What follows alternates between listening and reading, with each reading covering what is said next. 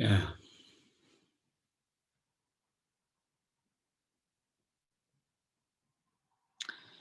Um,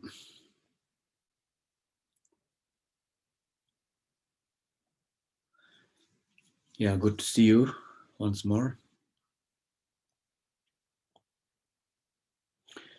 So, like to continue from the first part about the 4 point of life force that binds the entire meaning of Kyerim, or the visualization stage of the sadhana practice, according to the Vajrayana tradition. Um,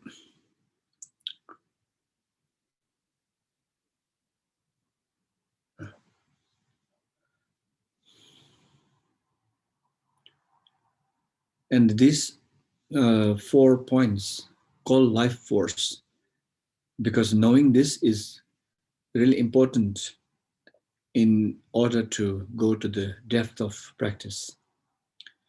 And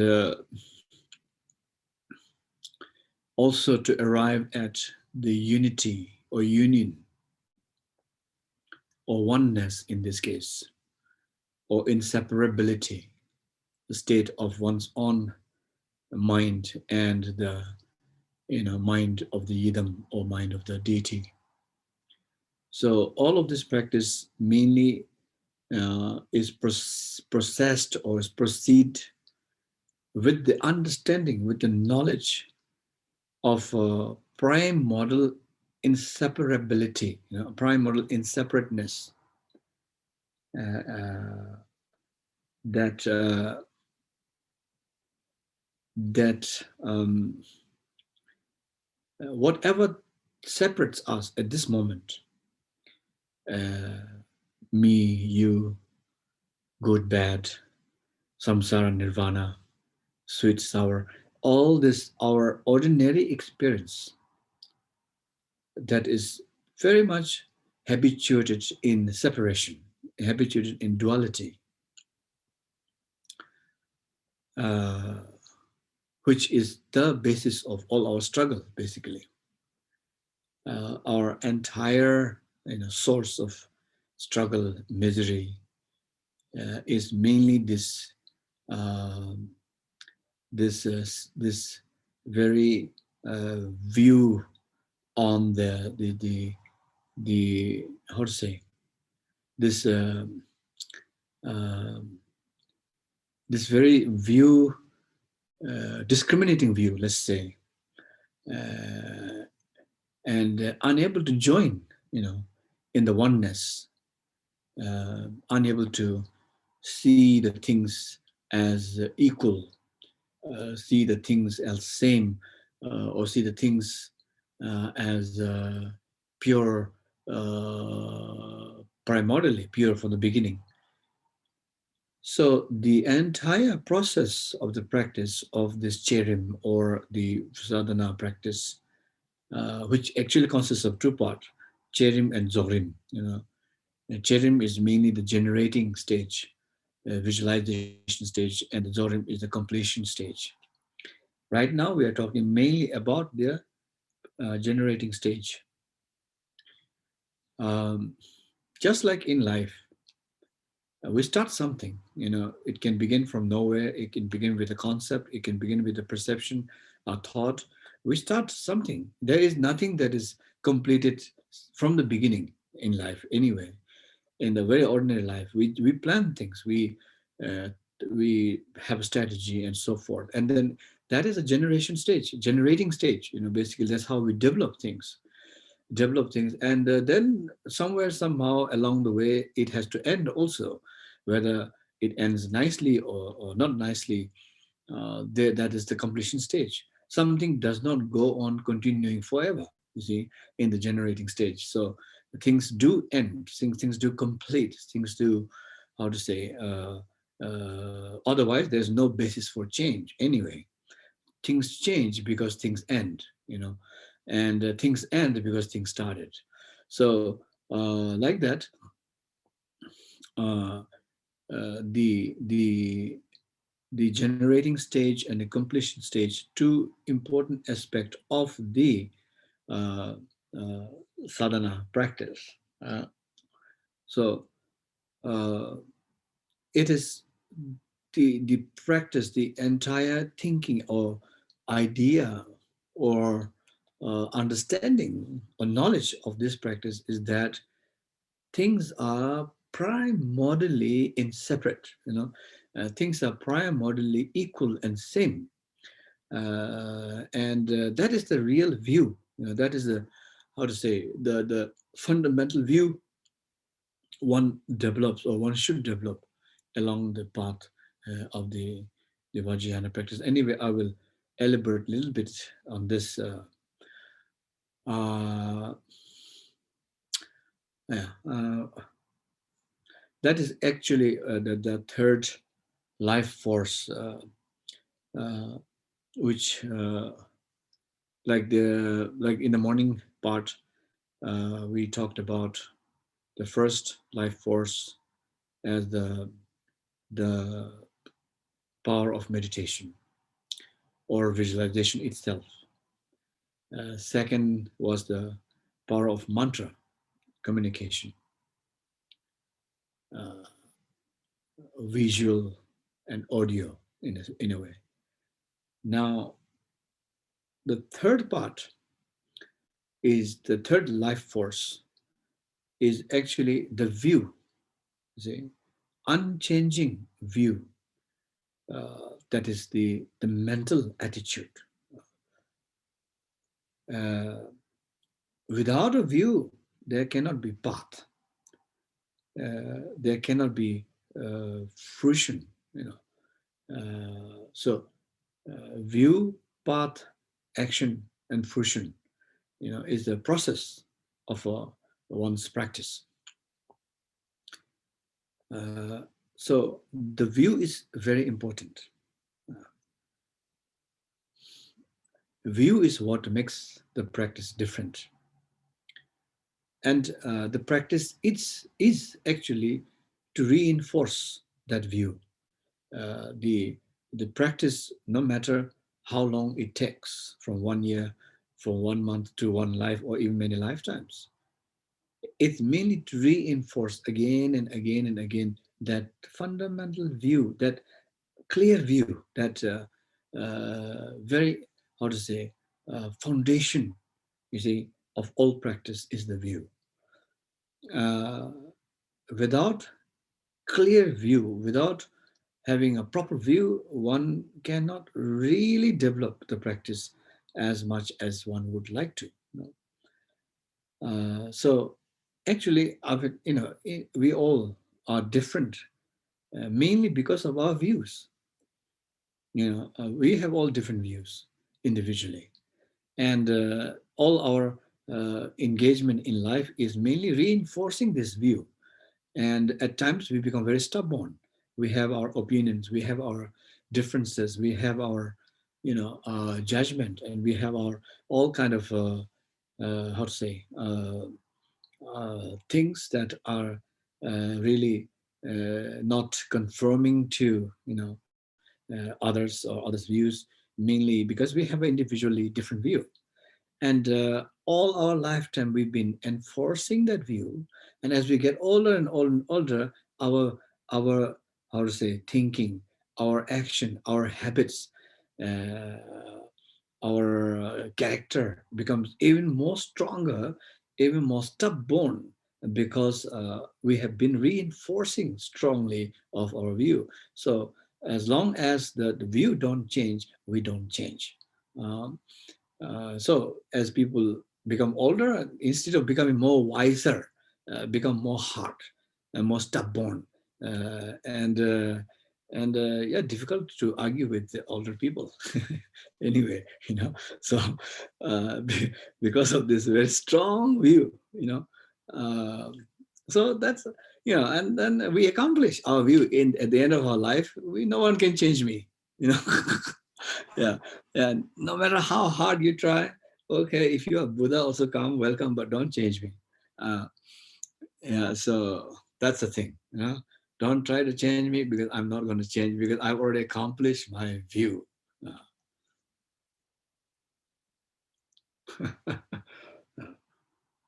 Hmm?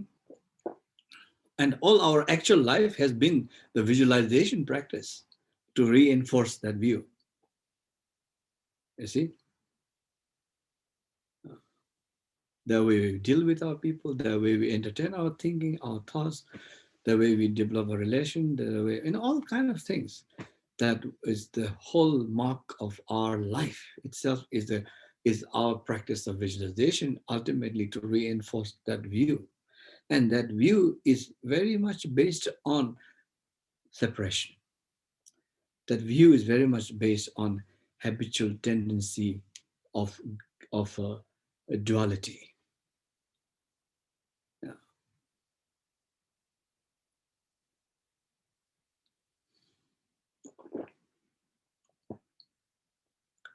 Yeah.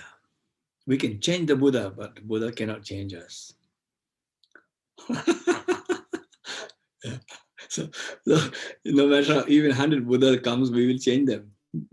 We are good at that. So even I think that's why maybe there are so many countless of idams, one after another, because they are desperate, let's say, because we are good at changing them anyway. Not so, so sometimes we talk about uh, dharma in general is supposed to change us. Basically, that's the meaning of dharma. Yeah. But indeed, we managed to change the dharma somehow. And so in the end, dharma runs away because it's so scared. you know, and so anyway, that's a part of it. And so yeah, view. Really, view is something very interesting. um, we don't seem to agree sometimes, or we don't seem to see exactly what is view or what kind of view influences our life. But it's so true. We all have certain thinking or mindset based on certain pattern or whatever it is. So very hard to touch that point. And so regardless of, no matter however we try, any many ways, but in the end we are still me. In the end we come back to again to that. And that is really a fundamental kind of a view, not a healthy view, let's say, and not a pure view, not a sane view, not a sacred view, let's say. And so that's why in the Vajrayana, I mean, in Buddhism in general, we always talk about view, meditation, action. You that applies to all part of the practice, and particularly in the Tantrayana, Vajrayana. So here, out of the four life force uh, in the practice of the sadhana, Mahayoga, this main important is this the view, unchanging, unobstructed view. Now, when we talk about this view, it doesn't mean that we have already arrived at the view. We of course it is difficult to already arrive at the view, meaning we haven't yet completely uh, accomplished the view, not yet. But nevertheless, how to say, it's like how to say, uh, it's like we think like Buddha, let's say. It's like we think like Buddha. Of course, we are not Buddha, but let's say we think like Buddha. And after thinking like Buddha, we might even act like Buddha also.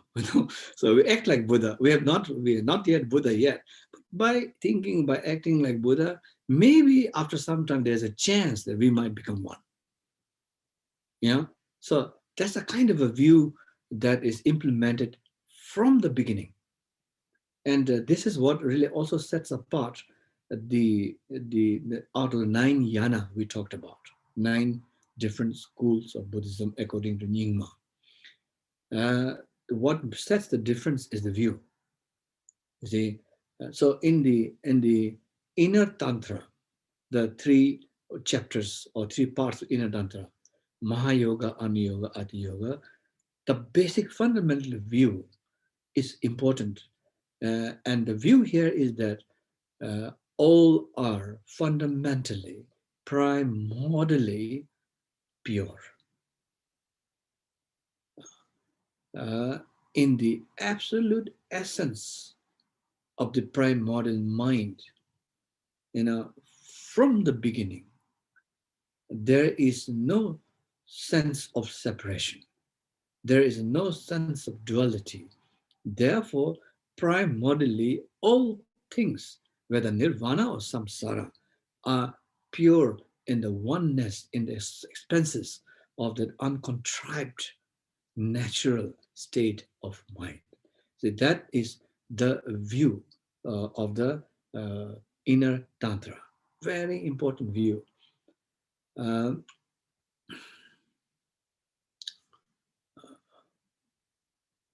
so since that is the view which is actually the aim of all Buddhist path. The difference here is that in the inner tantra's practice,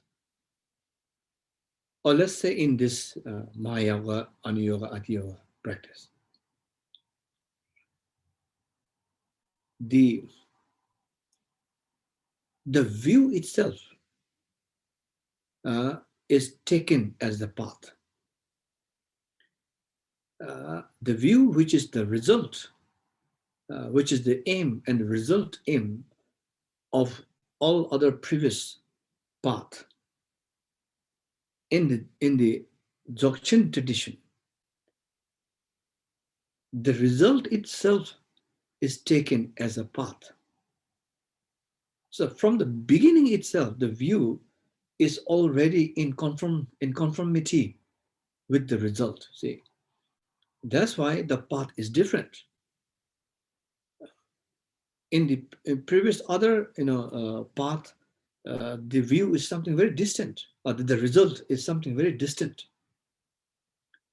And the result of something, a result of this, how to say, pure primordial pureness,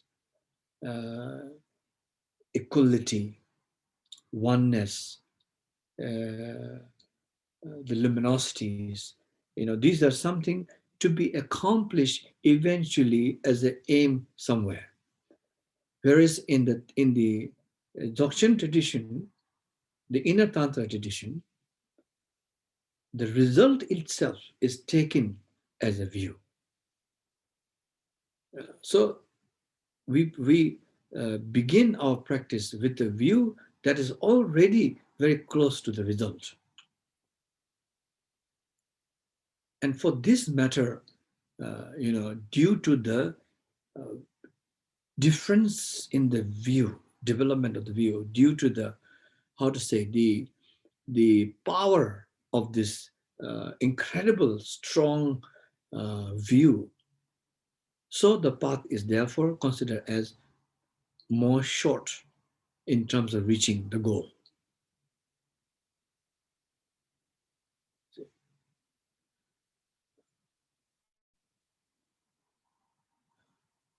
Like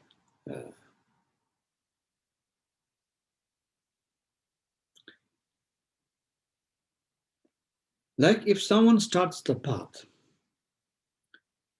with a fundamental view of good and bad as completely separate, with a strong opinion, strong view, strong understanding of good and bad.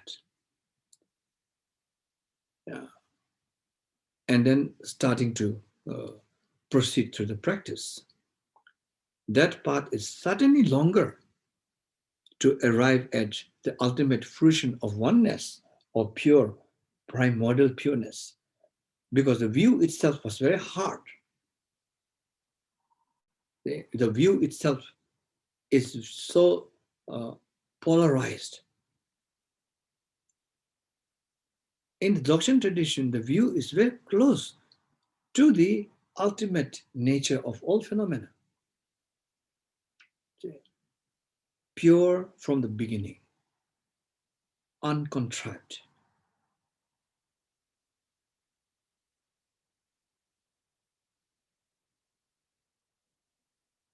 That's why this particular path is called making fruition as the path due to the differences in the view.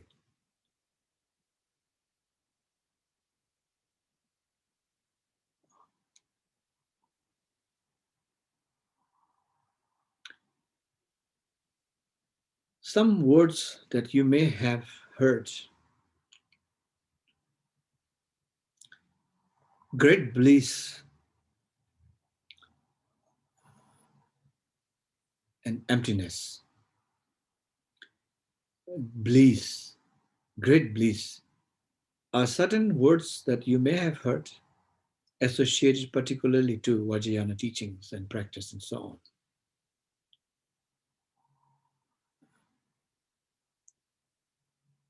This great bliss is the outcome of uh, the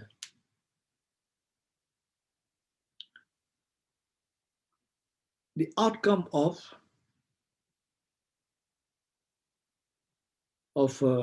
what's say annihilation. See, uh, outcome of overcoming the fundamental view of separation. See, great bliss is a glimpse, is experience of overcoming the fundamental view of differences, of separations.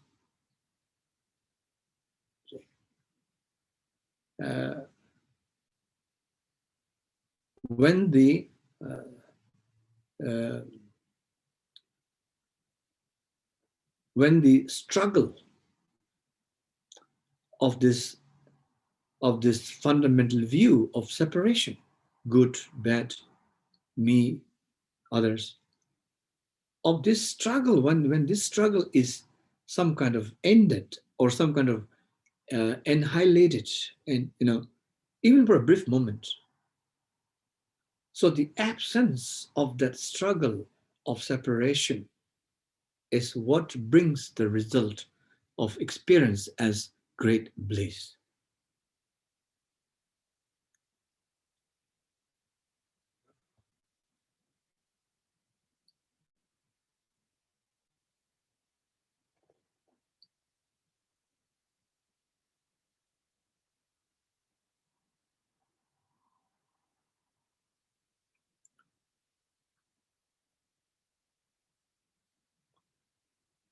So all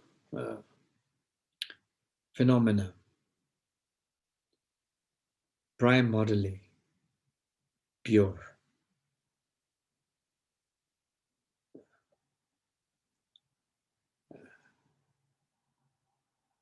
equal in the expense of luminosity.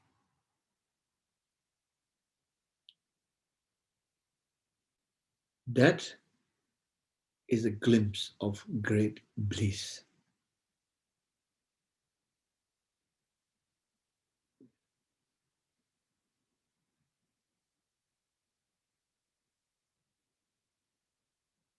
Which is essentially empty.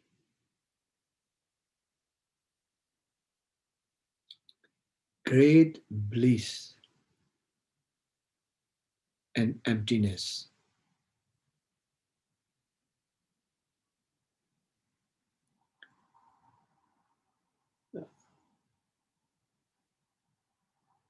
It occurs same time.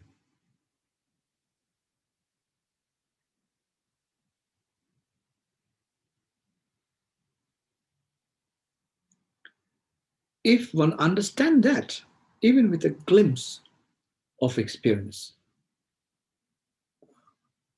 one can also understand visual and emptiness, or say oral, audio and emptiness, thoughts and emptiness.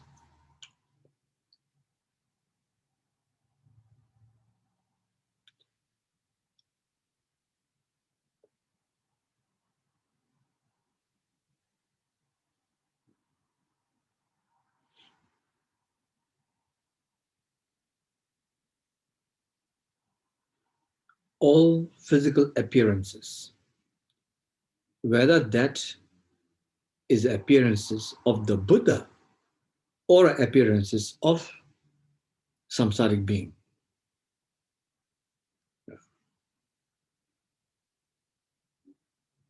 ultimately empty, essentially empty. Whether it's the sound of a mantra or sound of a rock and roll, essentially empty. So these are important points when we talk about the view.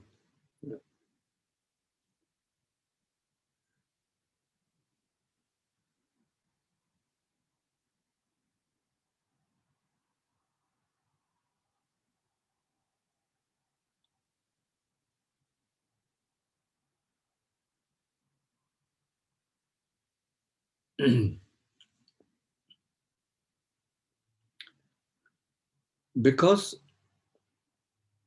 when we engage in visualization practice with so many deities, having all kinds of features, attributes, characters, and so on, we might mistake them for existing really separately somewhere.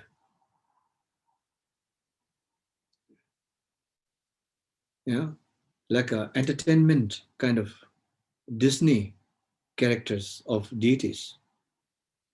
We can make a whole Disneyland of deities. It's possible.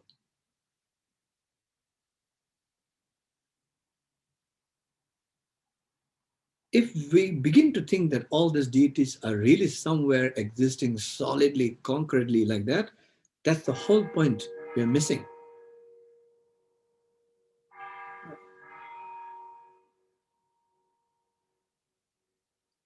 Maybe it's difficult for you to understand or to have some understanding of this because our habitual tendencies.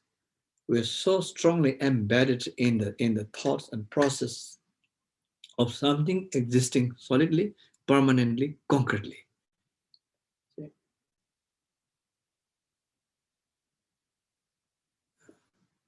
We are afraid to lose our holding, our grasping.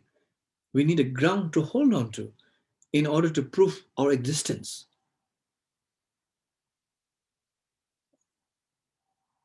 This view is pulling the carpet out of our feet, of comfort, of security.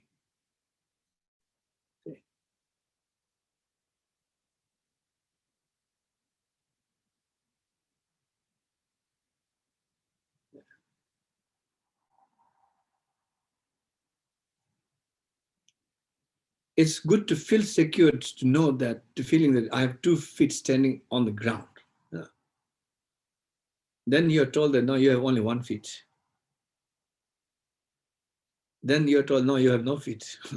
So one loses that, that sense of grip, that sense of grasping, that sense of security.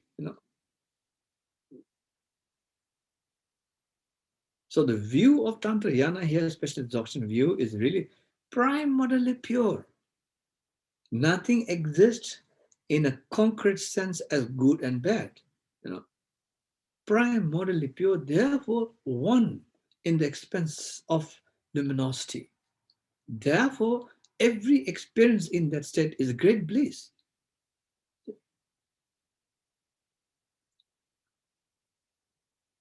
absence of struggle.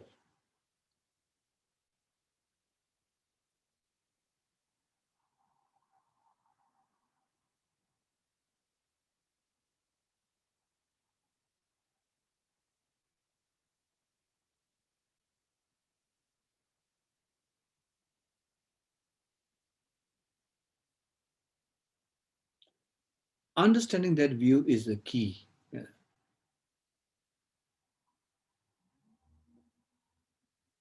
When we understand all phenomena primordially pure,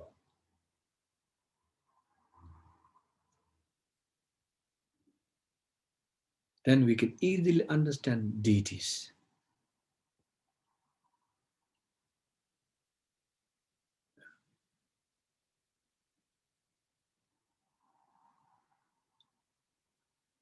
So the third life force, uh, which is actually numbered as a third, but the most important one, all through the practice, having that view at the back of mind or back of understanding that that the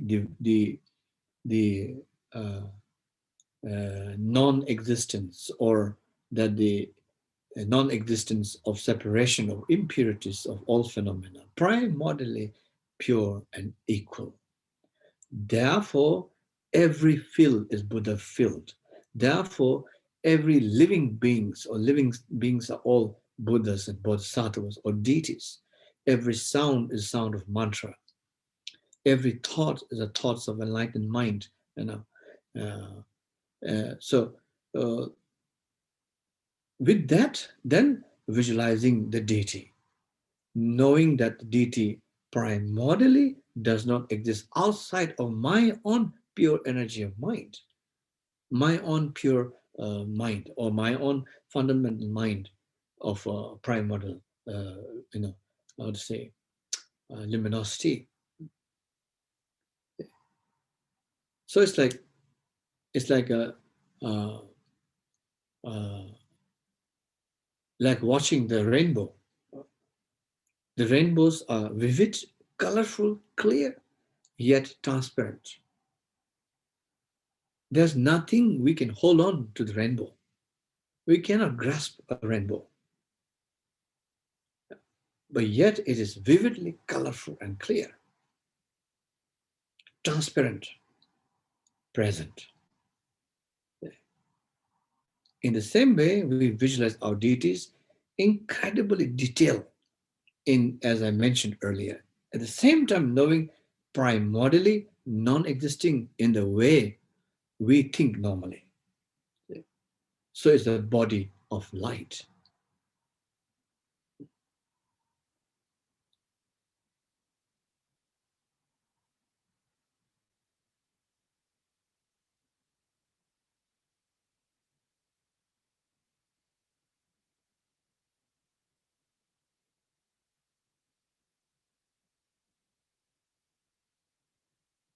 When we touch the ice, don't forget there's the water.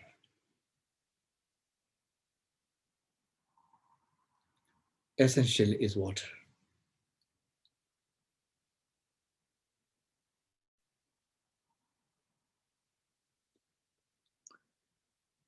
So this is an important view, but maybe the most difficult part, implementing the view. So as we experience our visualizations, then our mantras, there's a real sense of engagement happening. At the same time, we are aware that the whole experience isn't existing on a very tangible, you know, in a dualistic way of existence. Not at all. It's almost like an illusory experience of wisdom, you know, like the rainbow. But whatever happening is somehow happening real, you know.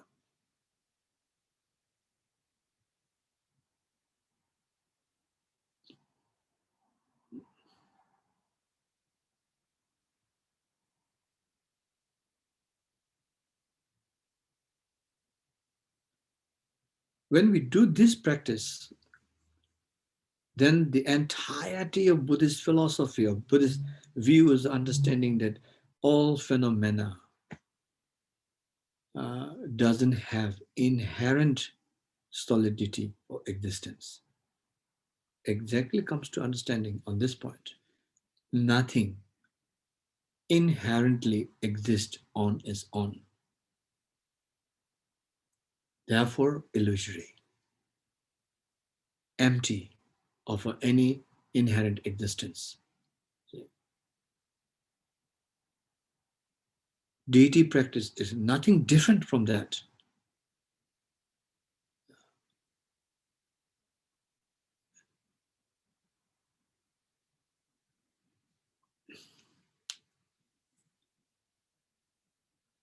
So this way, if we keep the view in check, in the view in our awareness in the background, and continue in our practice. So though we engage so fully in our experience of the practice, somehow instead of finding a place to grasp on something, it expands us further and further and further. It expands. The whole experience expands because it's a light. It's the experience of light. It's the experience of kind of emptiness. It's the experience of how to say, undescribed, and there's no border, so to speak, of the experience. It only expands. As it expands, you understand and you experience the emptiness of the whole experience, though very real at the same time. And that really brings a sense of bliss.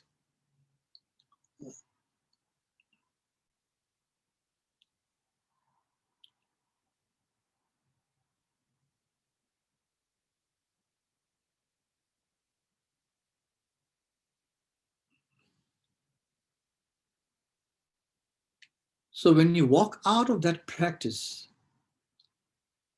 you become more free. You have a certain moment of freedom, experience of being free, light. Being free and light, because it kind of frees us, even for temporary moment, from the heaviness of our heavy handling, of our patterns that we have in life. Everything has to be so seriously, strongly followed with patterns. So for a moment, we become free from that.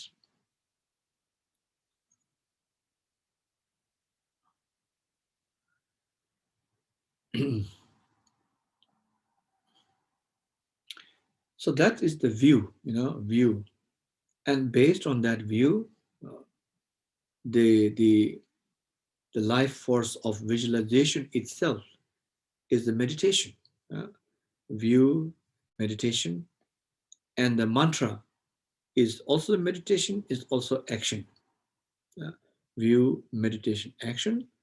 Then the result is the fourth life force. The fourth life force is that when we generate radiate light back and forth from the deities, and then getting all the, how to say, initiations and blessings of the lights. At the same time, also reaching out to all beings that are also transformed and purified from their dualities and so on. All of this is the result. So in this one practice consists of view, meditation, action, and result.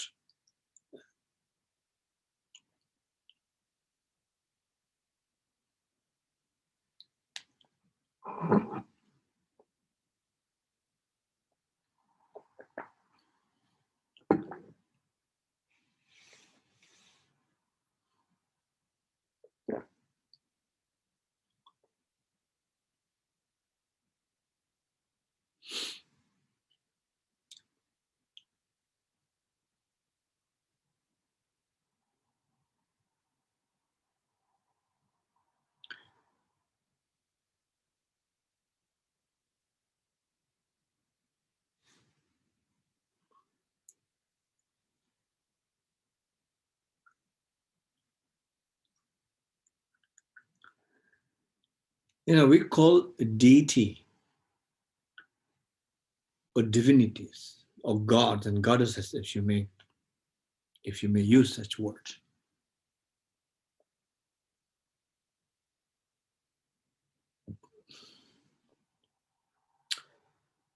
Absence of duality. Absence of duality is the true face of divinity. Absence of duality is the deity.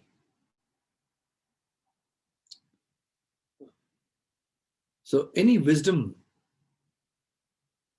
or energies rising out of non-duality aspect, which is mainly,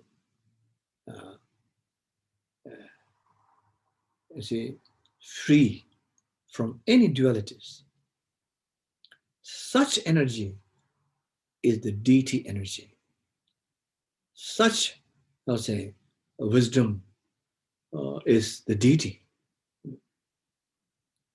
So the Buddhist understanding of deity is not something like a god or an individual being that exists somewhere that has some power to do some things here. No, actual deities in Buddhism, in Vajrayana particularly, uh, the manifested, the source of all this deity we call is that primordial state of non-duality.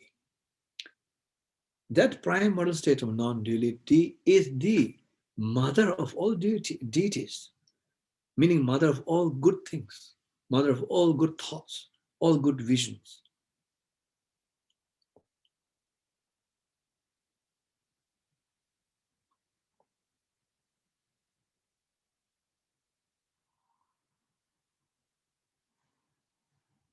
Yeah. So the uh, then the fourth life force, having that view, having that visualization, having that mantra engaged. Then the fourth life force mainly uh, radiating light and receiving blessings, initiations, which help cleanse, purifies all the, how to say, karmic and habitual patterns, and help us speed onto our practice. Also, it has a two aspect of result. One is the ultimate result, which is this the ultimate siddhi. We call siddhi. Siddhi is the result, the accomplishment. One is temporary siddhi. Ultimate siddhi is mainly uh, accomplishing the yidam itself as non-separable from the primordial mind of our own nature. That is the ultimate siddhi. Temporary siddhi is pacifying, magnetizing, enriching, and destroying obstacles and so forth that are temporary because it is supportive, accomplishment while we are still on the path. While we are still on the path, there are several obstacles from this life, from other lives, different kind of obstacles, physical, verbal, mental, material, all kind of things that is needed to be uh, pacified, subdued, so that our practice is not disturbed. And for this, the temporary, how to say, uh, accomplishments are considered essential. So when we radiate light, and first as the ultimate siddhis, joining together, coming back and forth, then in the end, we also can radiate light in the form of white light or red light or yellow light or green light, just to specify areas of our temporary accomplishments. And like white light is more towards specifying, yellow light is more towards enrichment, Red light is more towards how to say magnetizing, and green or dark light is more towards overcoming strong obstacles. So these are not the main part of siddhi, though is just outcome, temporary siddhi that is still important as long as we have the path and we have the practice to continue. Uh, Everybody okay? The translator's doing okay? Yeah?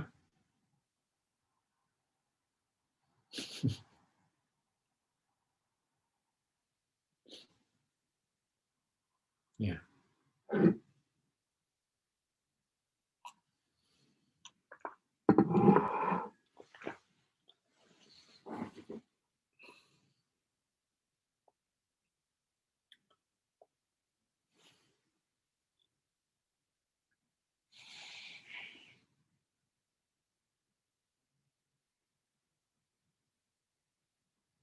Now,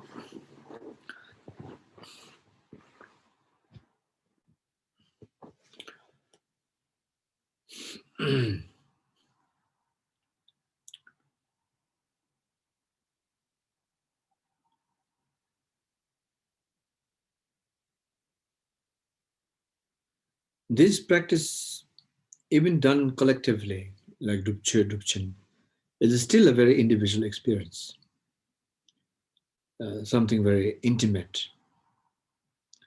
Each practice would probably invoke differently in each individual beings because of our different dispositions.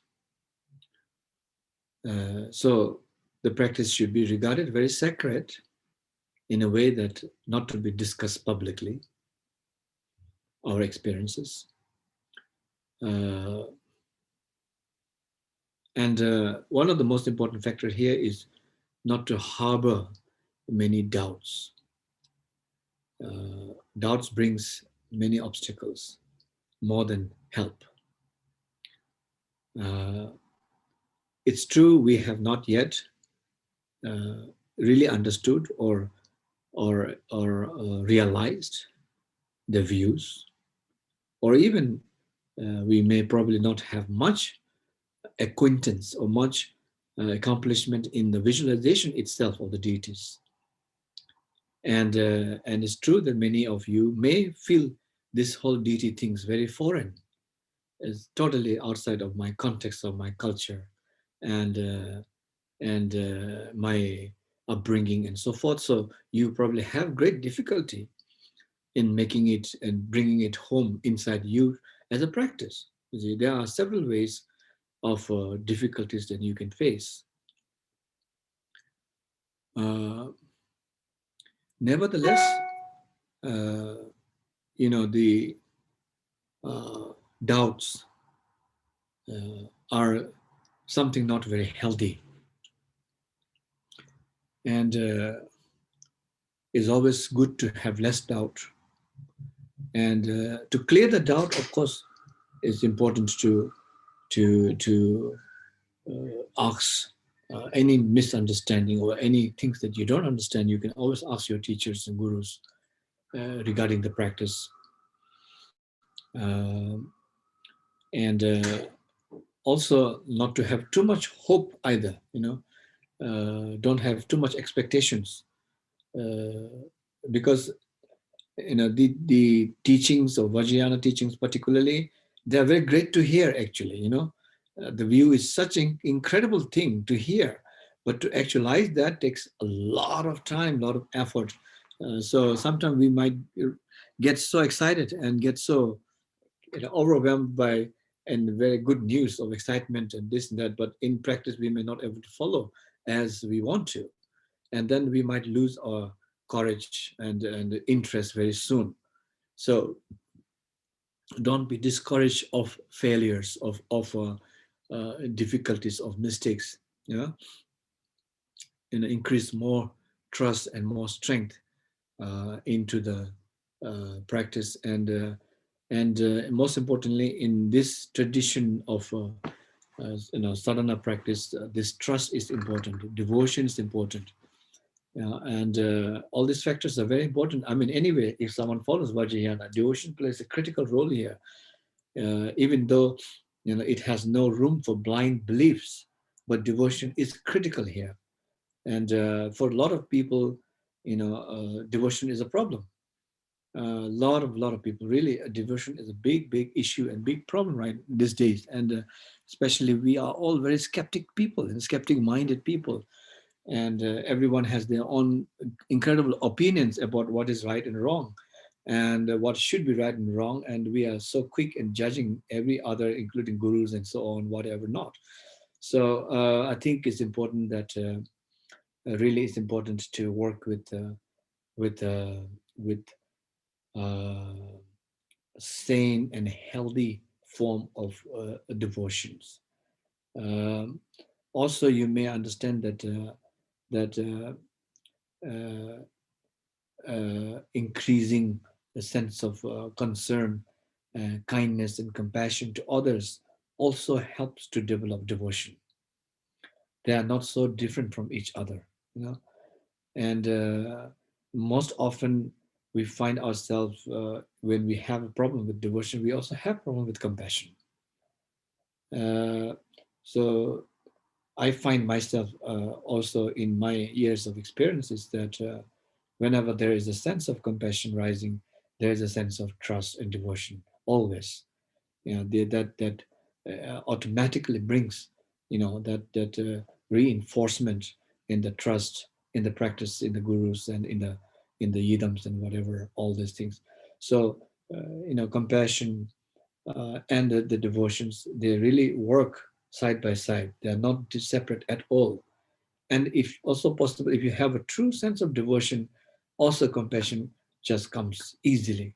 When we have a in a moment of devotion, let's say trust and devotion, overwhelming devotion, trust in the teacher or in the practice, at the same time, some kind of opening takes place where we also feel equally concerned and kind and compassion to all beings. uh, Devotion opens us actually so much that when we have a good moment of devotion, we cannot help thinking for others. We cannot really help not develop sense of kindness and compassion to others. So these two are such a incredible thing that works together. Not just devotion only, no kindness, no compassion doesn't work. No kindness, just kindness, compassion, no devotion also doesn't work. See, so this is um, just my personal advice to many of you who are doing sadhana practice and who may follow sadhana practice. Then another thing is just don't discuss your practice with everyone, and because without even achieving anything, people are talking about practice to here, to there, even internet, in channel. If you are trustworthy to each other, if you have a similar kind of practice, you may share certain experience, of course, within each other. But if you share things completely on on an how to say, you might even post on Facebook. You are in a retreat and take a picture and post in the Facebook, for example. Oh, my mala is here. Like take a picture and post in the Facebook. So these things are not good. You see, these are not necessary. Uh, so don't over dramatize, practice, and keep it morely to yourself, and then don't expect too much, as I said earlier. And if you do have failure, don't be discouraged. Continue, and a little progress can be a sign of a very good practice. You see, so continue with that. I think now we can uh, open up some discussion. Okay, so please post your questions to chat, and then we will discuss them one by one in a queue order. Okay, so please go ahead. Best case if it will be done in English. If not, then no worries. We have 4 nice interpreters who will assist, so feel free.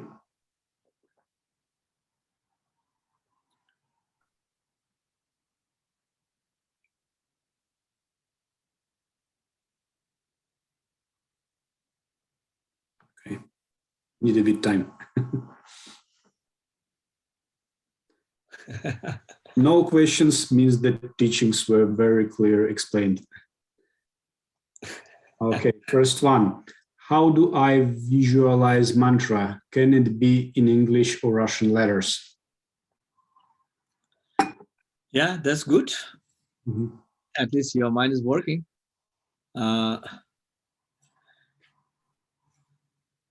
Usually, you know, mantras are written in Sanskrit in the original language, and we do still prefer to how to say relate to in the Sanskrit, as Sanskrit is considered the very old language and language of the divinity, the divine language. Anyway, it must have certain how to say meanings there.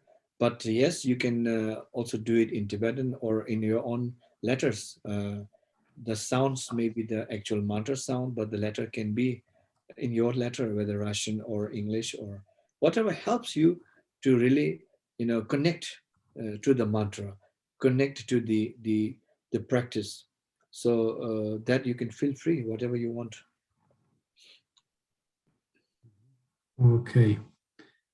Second question, it's more like request. Dear teacher, Ukrainian students are asking you to provide a new retreat in Ukraine, of course. I guess after combat finish, we will manage this. Okay, the next one. Concerning not discussing experience in public, how to answer questions of family and friends asking to understand what one's experiencing during a retreat or drupcho. Yeah. For the special reasons, if your families are concerned, of course you share with family. Particularly, you know you have a family. Probably not all of them are Buddhist, and not all of them do agree with what you do, and may have some doubt also, or some of them may have some curiosity of knowing what you're doing. So, because your family is important, and it's really important that you convince them, or you at least address their concerns, so then you can have a better relation and trust in your practice. So yes, whenever there's a necessary to explain to your family, please do so. I always say that because I know in our Western students, sometimes even couples, the one is practicing, one other one is not practicing, you know, and over the time they have some difficulties also, especially when the one who is practicing begin to enjoy a bit more of the practice and started to spend more time, then of course the partner becomes jealous. So who is more important than me? So obviously there's more questions coming in, and then I always tell them, yeah, do explain to them importantly, because uh, I think, you know, your friends or family or partner would like to see you more peaceful, more calmer, more gentle, or more actually more positive, more energetic than before. Then that's a good thing. You know, if your practice is bringing that to you, that indirectly also help the relationship, you know, in the family or in the couple. Of course, your family or wife or husband would like to see you a bit more calmer, and then if they see you that way, they will of course appreciate, you know. So sometimes we also have the case that the the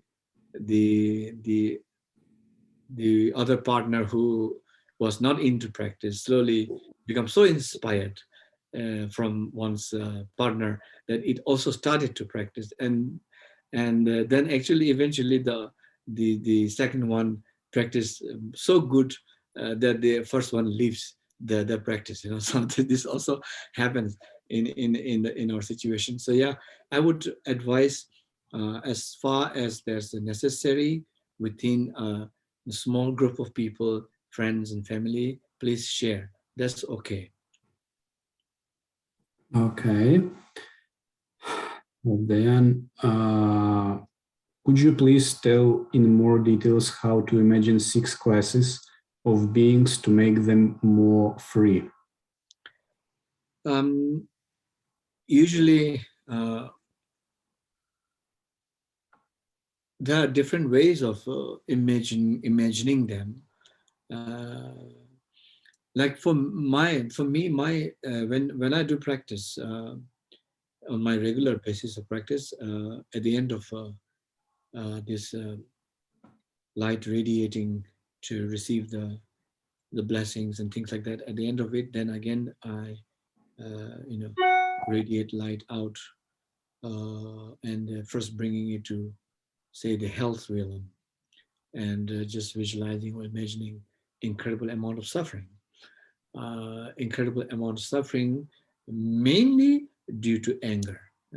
So you can actually either visualize a really amount of suffering due to aggression and anger, or you can just visualize, incredible amount of beings that are very aggressive and angry and suffering from that. That's one way.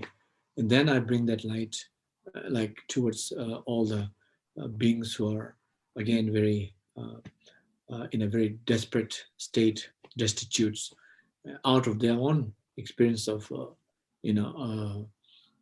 stinginess and previous karma. So hungry ghost realm, for example, you can mentally imagine or visually imagine as you can feel more appropriate. Then bringing up to the animal realm. Animal realm is more easy. You can visually also imagine very easy, as is visible for everyone. Animals, I do visualize from first the ocean animals, but they are vast. They are so huge, so many, countless, hundred thousands of ocean animals, just totally, how to say, I mean, every day, every moment is a struggle for these animals, their life, either being devoured by others or being attacked by others, or you have to chase someone. So it's like a really incredible amount of suffering there. And I visualize them in the oceans animal. Then I bring it to the land animal and so on, bringing that kind of blessings and relief from that sufferings and so forth. And then towards the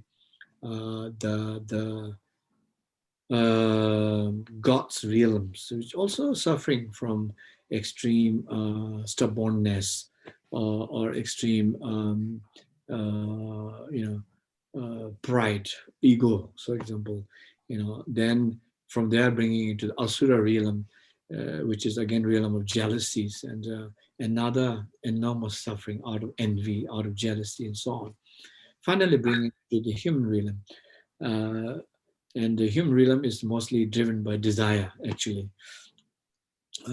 But out of all these realms, human realm is considered the most favorable realm, let's say, for the path and practice of enlightenment.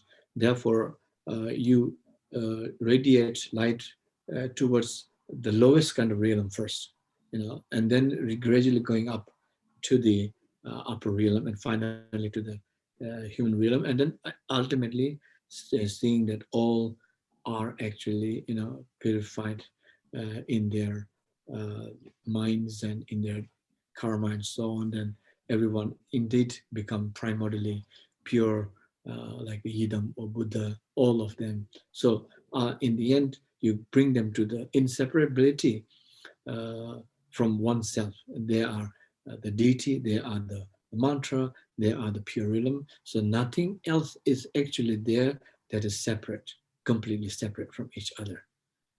So this is how you can visualize. And sometimes if you cannot just go through all different realms, and then you can just go just once, all sentient beings, just imagine, visualize every sentient beings that are there in the world in this moment, really suffering and difficulty. May the light also bring them towards light, towards peace, towards happiness, that ultimately all of them become Buddha. So I think these are the ways to develop. Okay. The next question. I would like to know more about speech parts. What belongs to speech beside talk or voice? Do we always in the sadhana visualize ourselves as deity?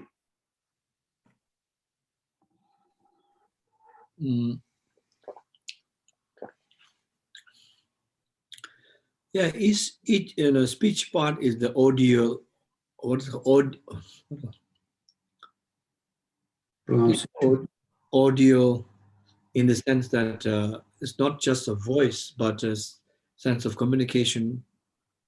Though most of our communication are done verbally, though, and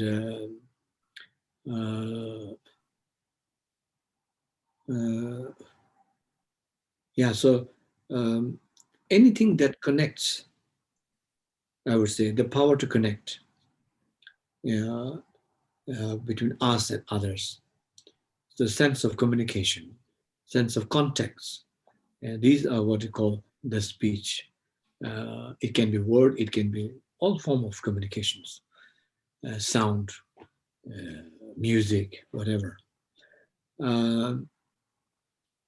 Then what was the other thing? Do we always in the sadhana visualize ourselves as deity? In the sadhana? Yes. Yeah. In the practice, during the practice of sadhana, yes, if possible, sure. That one never forgets that one is a deity. Um, the awareness is important during the sadhana. As long as you are in the awareness, you're continuing in the practice. The moment you lose the awareness, you lost the practice, you see. So the mindfulness and the vigilant mind is helpful when you realize that your awareness is gone. Then you bring back your awareness back to the sense. So it doesn't mean that it doesn't mean that you have to be physically, visually like the deity all the time. But the awareness of being the deity, the sense of deity, being a presence of deity, that is important so that you don't go back to the ordinary sense of, thinkings. Okay. And the next questions, I'm doing Nyondro, and after 39,000 prostrations, my knees were damaged, so I could not prostrate physically and did it mentally. And it came up that the rest 80,000 prostrations were finished. Can I come up to Dorje Sempa practice? Yeah. If really the prostration destroys your knees, then yeah, you have a good reason. But sometimes you have to really see what are the other reasons that may have discouraged your prostrations. Because anyway, as I don't know your age, but if you are old, then I always advise not to do the prostration part. You don't need to do the complete prostration. You can just start with one or two prostration and sit and then do the prayer of the prostration. But if you're young enough and you don't have a real physical problem, then I'm sure you can do it, but do it slowly and gradually start. Sometimes we are excited and we do so many at one time, and then it can hurt for some time. But in your case, if it is quite a serious and difficult case, then sure, of course, you know best of your own body. And I would say just start with only 3 prostration each time, just 3 prostration, so that you don't miss the connection and do the prayer of the prostration before jumping onto the Vajrasattva. Just complete the prayer part of the prostration, so you actually finish the 100,000 and then move to the Vajrasattva. Okay, perfect. Good. Could you please explain which mala to use for peaceful and wrathful deities? Yeah, these are. If you go to Nepal and go to shops in Bodhanath, you will find a lot of colorful malas. every malas have, every deity have different malas there. So you might end up buying hundreds of malas for different deities.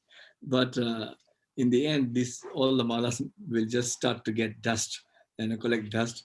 So I think one mala is good for every practice, you know.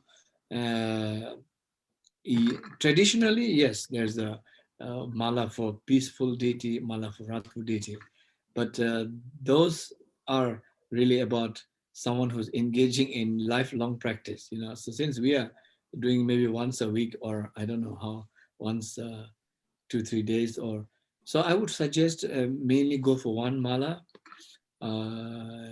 Bodhi mala is one of the most known mala that can be used for all type of training, all type of practice. And don't use bone malas and all kind of very wrathful kind of materials that you think that it will speed up your practice.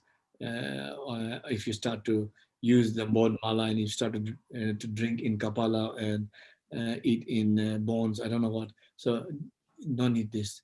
Just focus on the bodhi mala or something similar to that, because nowadays bodhi mala has also become very expensive thanks to the Chinese. And so I think any mala is fine, sure, you know. Just main thing is not mala but practice. Okay. If we received a lot of initiations, even within one lineage, do we need to concentrate on any particular idam practice? And in this case, whether samaya for the other idam practices will be broken? Yeah, this is difficult to say. There's the two school of thoughts even within the Tibetan Buddhist teachers.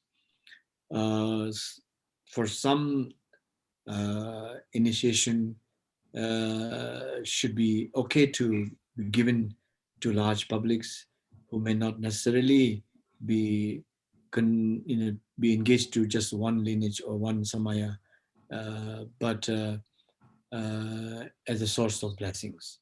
Many, I mean, in Asia, especially Tibetan community, you see they like initiation, they love initiation, they rush to initiation like anything. I mean, it's almost like, you know, if you look at the Tibetan running and pushing each other to get through the lines to initiations, like winning a lottery or something. Uh, they are not necessarily doing it to practice. I'm sure not, you know, and I don't think Tibetans do practice that much anyway, but it's more like a blessing. So, and lately, I think in the West also now everyone so much loves initiation, that, you know, that everyone is like, oh, initiation is great. But that doesn't mean that we would really know and understand the initiation. So now, to bring it to short, I would say as long as you go in for initiation as a mere blessing, that's your choice. Or if you're really going to the initiation because you want to practice, because you want to, you know, really follow a practice, then that is another level.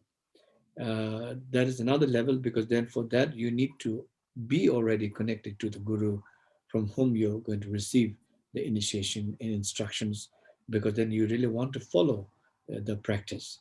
So that then probably, you know, your samaya is also an important matter here, samaya of practice.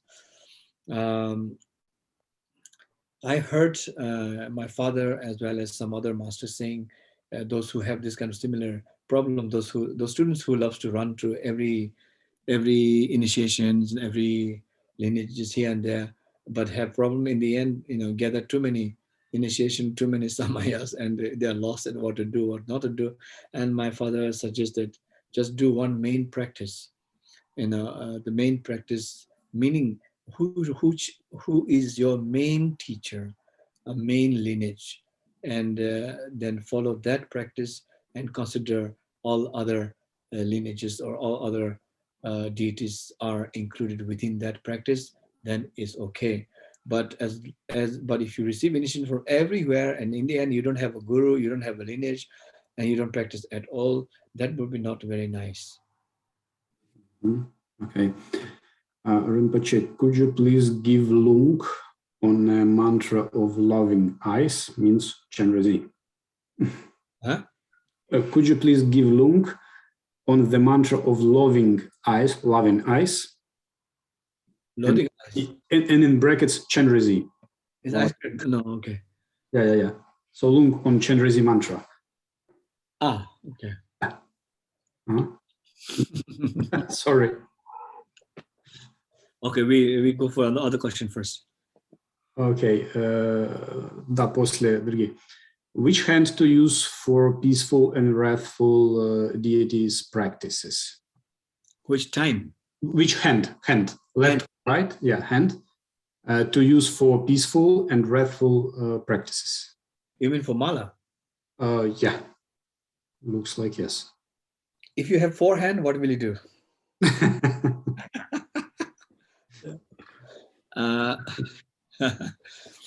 No, usually is the left hand anyway, all the time for mala. And only if you are a right-handed person. I think there are quite a few who are right-handed. They can use the mala in the right hand, but mostly the left hand. The difference here is drawing to the heart here at level of mantra, and to the what do you call it? On your lap, yeah, on the lap. That is the difference now. So for most of the peaceful mantras, we do more towards the heart.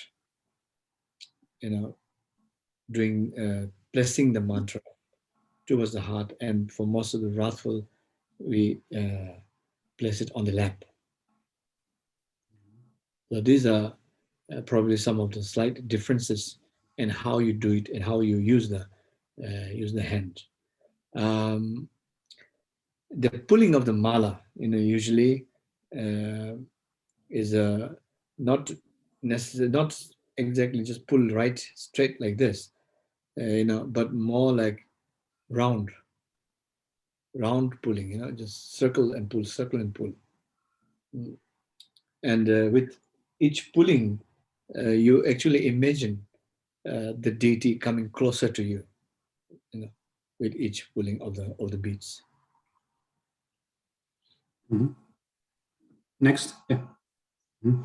How to maintain awareness in life. When I'm doing a practice or not doing something difficult, it's easy enough. But when there are various interferences, communication with people, work, and especially sleep, it is very easy to fall into distraction. Yeah. Yes.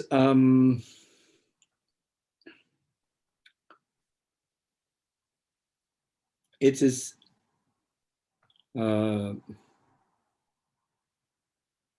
I think there are several things to know how we can actually understand whether our awareness is present in life or not.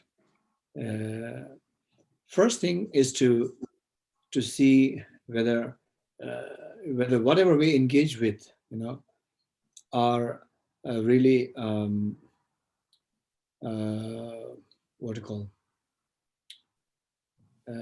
Are we so much carried away by past thoughts or past emotions or past, situations? Because there are, some of us who do spend quite a lot of time going into that journey of the past. And some of us may be very much really about future and what to do now, what to do next, and very strongly engaged with plannings of the futures.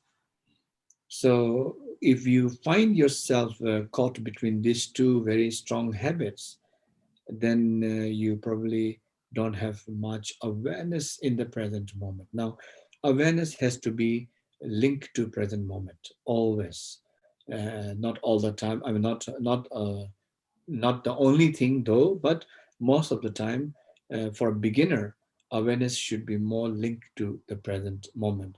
So anything that is taking you away from present, from being present in here in the moment, then your awareness is also going away. So if you see yourself continuously overwhelmed, continuously caught between the past and future, then you know for sure that your awareness is not present or is absent.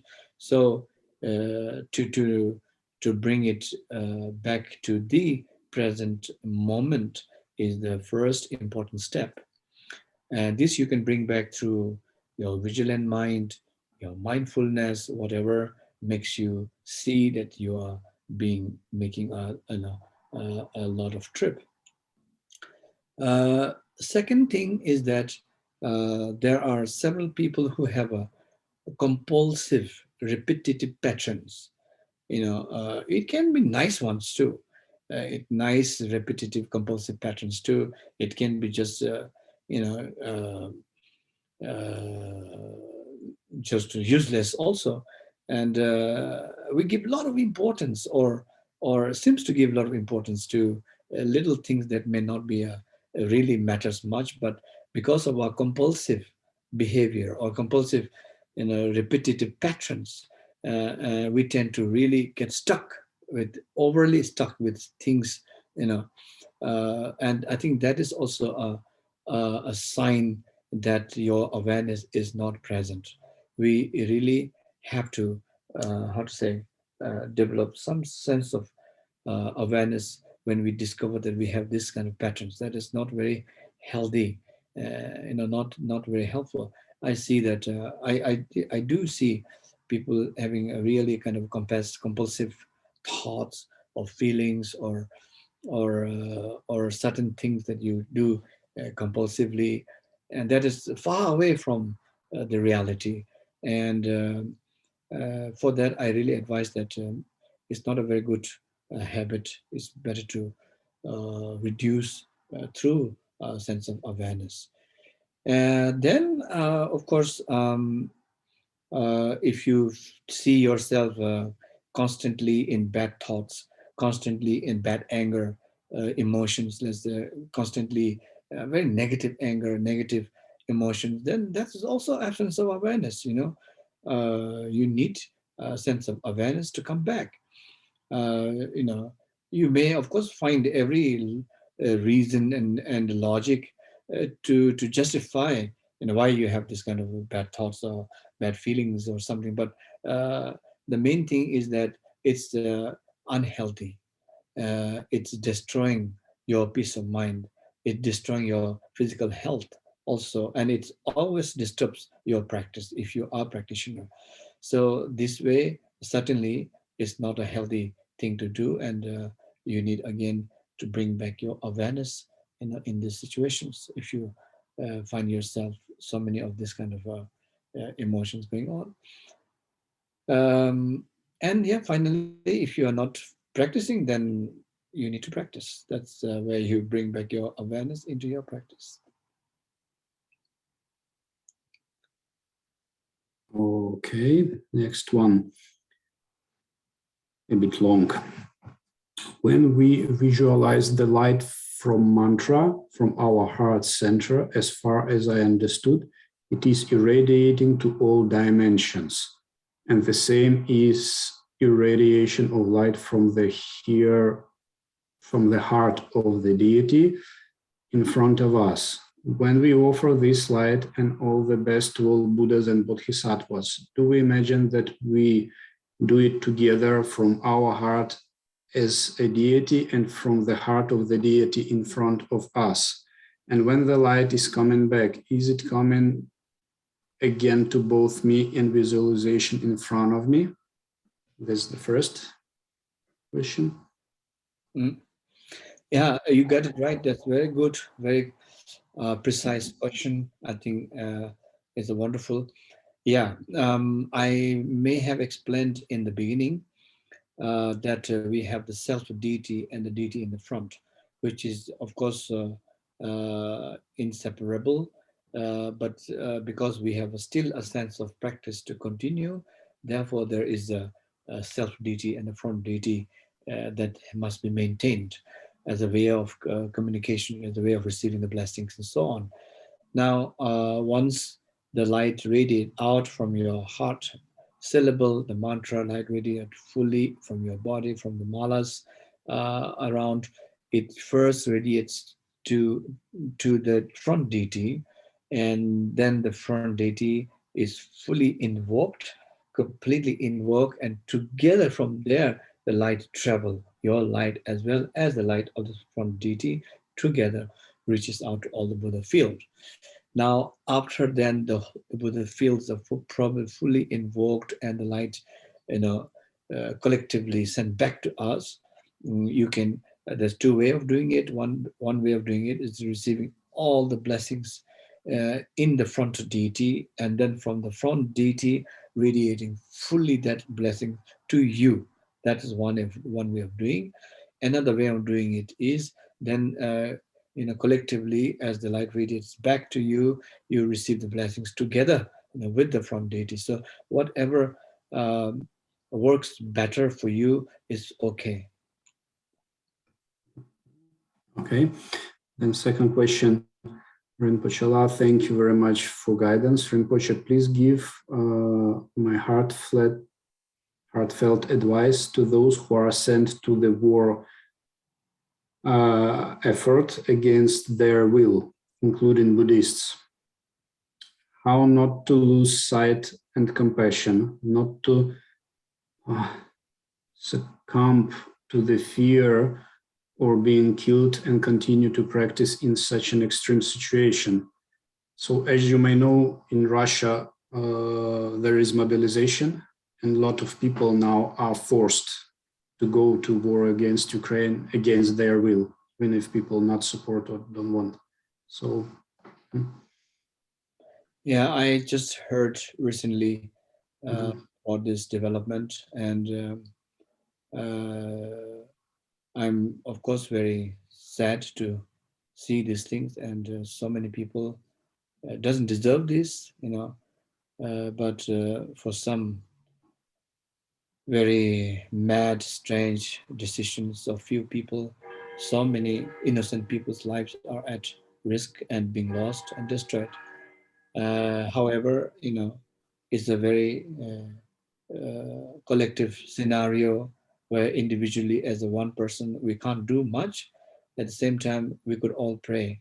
That's the only thing at this moment realistically we can do, is really pray for everyone, to really, with the hope that the war ends and doesn't escalate further. There's even danger of escalating further, not only limited to Ukraine and Russia. So there's a real danger right now, and the only thing we could right now do is not to lose our own sanity, our own sense of how to say, our own strength. Even though we all have, everyone, a lot of people there have a fear now of real great fear of uncertainties. But I think in this moment, we can all join individually, collectively, in our hearts, in our prayers, in our practice, for the really safety, and for the peace, and for the wish to really end this war soon. I'm praying every day for all the people, especially people in Ukraine, and I hope that this will end soon. I know it's a difficult time. I don't have a very specific answer to this. Is a incredible karma that is sweeping right now, in this part of the world, that has the potential to spill out to other, states or globally. But yes, uh, just you know, be with us together right now. Really pray. I think that's the only thing we can do at the moment. Rinpoche, in short question. In this case, for example, if some of our friends or Dharma brother is sent to the war, What is the best practice to do for him? Gesar Drala, protectors, what would your recommendation be? Yes, I think there were a few practices that His Eminence has written. He has advised in the event of calamities, natural calamities, whether it is a natural disaster like heavy weather, or like disasters like COVID and other issues, and also now the war and these kind of calamities and destructions. There are a few practices that His Eminence recommended. That is, I think some of them, I guess, are practice. So yes, you can all do this practice to support, to help anyone who's really going through this terrible time. Okay, then the next question.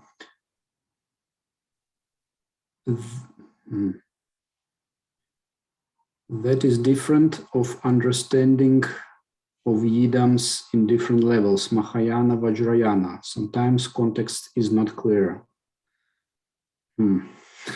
What? Okay.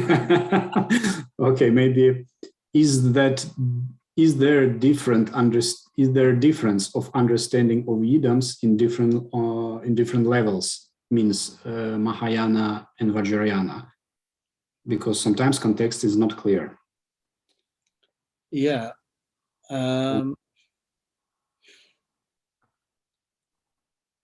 Yeah, I think, in Mahayana,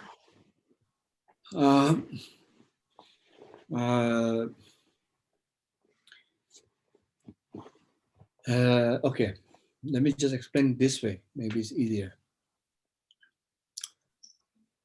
As far as the Theravada tradition is concerned, there are not many, or even not existing Yidam kind of deity-based practice. There isn't. There are several prayer forms in the Theravada tradition, a lot of sutra readings, where Buddha is seen as the object of refuge. In the Mahayana, there are certain practices concerning deities. Like there are several sutras talking about the Pure Land tradition, for example. Amitabha, prayer to Amitabha, the practice of Amitabha. Medicine Buddha practice is another very popular deity in the Mahayana Buddhist world. Then, of course, Shakyamuni Buddha and a few others there are. Now, the you know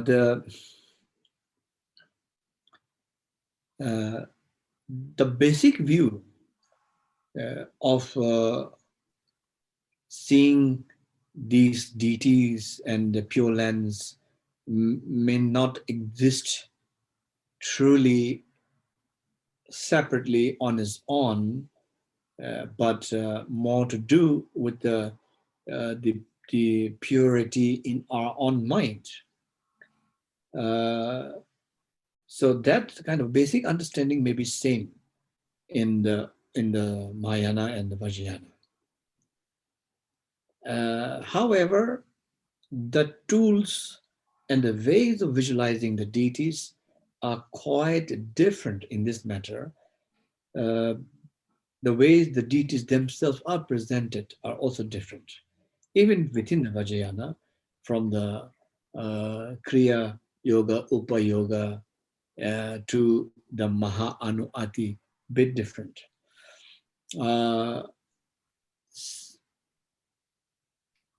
Like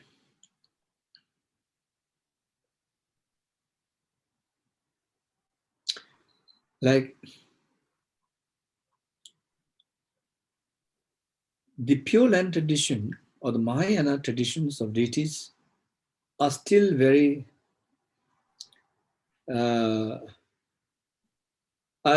pure, let's say, in their form of presentation, are still a kind of a purist, moralistic kind of view involved. in the visualization of the deities. So you will see the Pure Lands and the deities that they are visualized in the Mahayana traditions are very proper, let's say, not daring, and not risk-taking deities, let's say, in the eyes of the moral and puritanist view. So they are very conservative type. The Mahayanas, Buddha are very conservative, and Buddha should be conservative anyway. The local Buddhas, should be. I mean, the common Buddhas should be conservative. So you see them very properly dressed, properly presented, and there is never any union of female and male deities. You will never find this in the Mahayana system, and even on the outer Tantra tradition. They are safe placed, even though you might see female deity and male deities around, but they are at a safe distance. You don't really see them uh, so much close encounter or naked, undressed. No, not at all. Then in the Vajrayana, it's the most risk-taking deities, you would say, most daring deities. Here, everything is bared, completely bared, that there is no distinction at all. There's no room for Puritanism and moralistic view here at all. It's the raw, very raw energy, very raw quality of what it is. So here you see the deities are completely in union and even naked fully. And then there are deities that are so peaceful, and there's deities so as wrathful as possible as well, and they're in fact all are in union. So this is again going back to that view, what I said from in the beginning. The view is that primordial purity, of all phenomena. So there's a there's no distinction of this kind of good, bad, pure, impure thing in a very primordial level. Now we're not talking about ordinary level of life right now. No, just don't get me wrong here. But on the very primordial view, or primordial level of understanding, there is no such distinction or separation of this and that. There's no struggle for duality. So it is that oneness, and to symbolize that oneness, you see in the Tantrayana's deities this union of deities. I mean, if someone that really don't have much customized, or someone that has not much culture of that, walk into pure Vajrayana sense of pictures and things, is a bit like a pornography design, writing. They're completely bare, completely naked, and nothing to hide. Yeah, but that's where the view makes a difference. See, the view makes a difference. So yeah.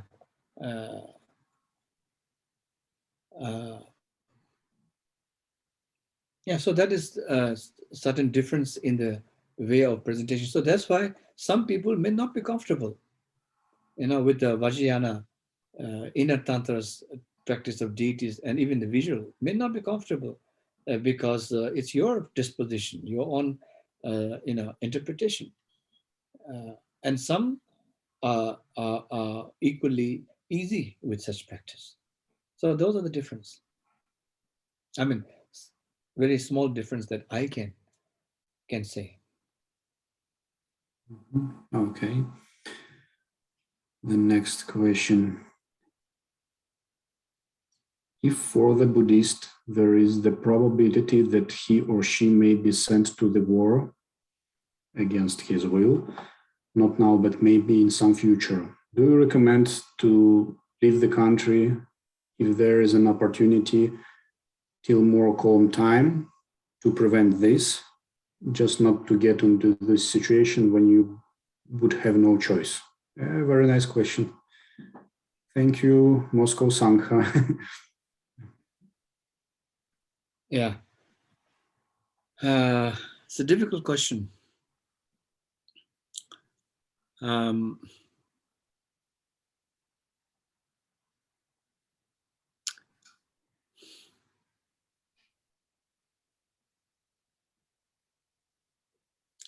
yes, if anything is against somebody's will, of course you have every right to choose if there is a choice.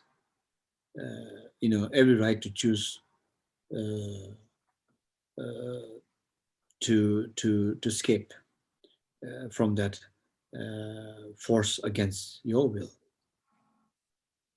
And that is certainly there's a choice. Unless someone is doing it voluntarily, that's another thing. Yeah. And again, I said earlier that now we are not so longer clear about where things are going on now.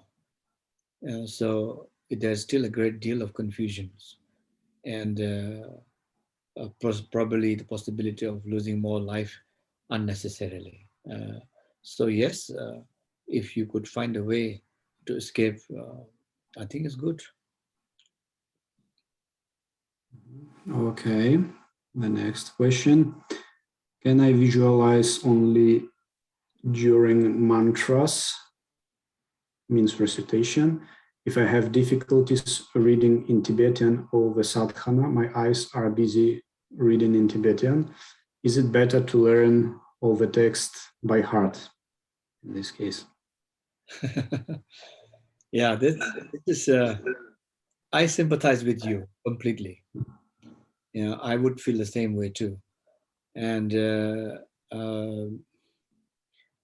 yeah, for some reason, we still do practices following the text in the Tibetan letters.